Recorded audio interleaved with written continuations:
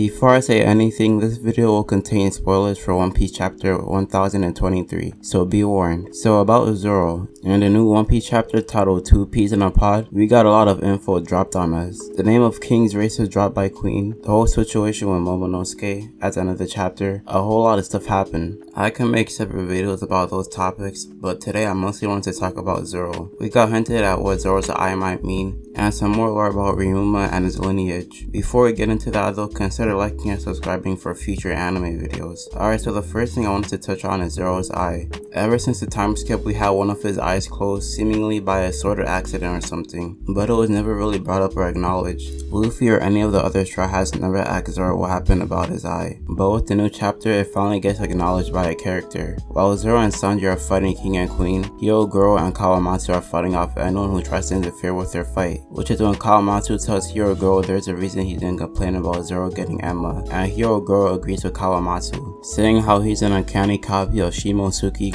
Ushimaru. And for those who may have forgotten who that is, because I'm gonna be honest, so did I, he was the last daimyo of the Ringo region, and as we don't really know much about him, there's more info dropped by Hyogoro. He talks about how not only does Zoro resemble Ushimaru's fighting technique, but Ushimaru also happens to have one of his eyes closed by a cut, and also that he happens to be a direct descendant of Ryuma. And we get his full name this chapter as well, being Shimosuke Ryuma. With this really close connection, I came to two conclusions. The first, which I imagine many people will also come to, is that Zoro is the son of this Ushimaru person, and if this is true, it will be able to explain a lot of things. The first being that Zoro has no parents. We don't know anything about Zoro prior to his days in the dojo. His parents were never named or mentioned, or really anything that happened to him before that, and that could be a good way to bring that full circle, that Zoro was sent to the East Blue as a kid away from Wano, because that would be around the time that Roshi really came to power and took over Wano, and all the daimyo refused to submit to him, so naturally a rebellion started, and to keep his kids safe or in case he died, he wanted Zoro to live to continue the bloodline. It could also be used as an explanation as to why Ryuma gave Zoro his sword. Even in the chapter they mention how it must have been fate for Zoro to return to Wano with Ryuma's sword, which was thought to be grave robbed, well, which it was, but not by Zoro, who was able to return it. I know Ryuma gave him the sword because he beat him in the duel, but it has to be more than just that. He may not have been conscious about it, but he felt he had some sort of connection with Zoro, and that's why he was so willing on passing his sword onto Zoro, because he would be the next great swordsman in their family.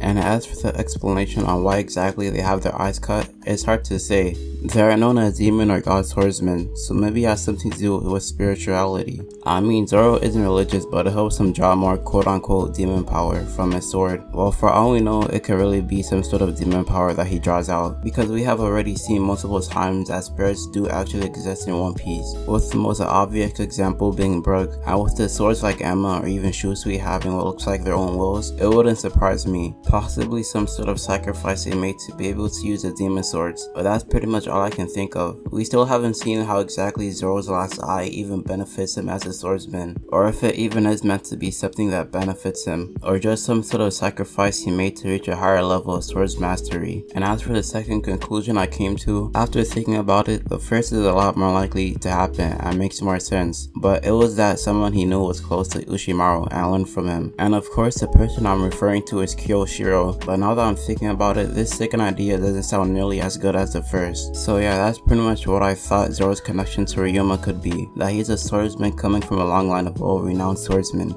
If you enjoyed the video, hit the like button and subscribe as well for future anime videos. Peace.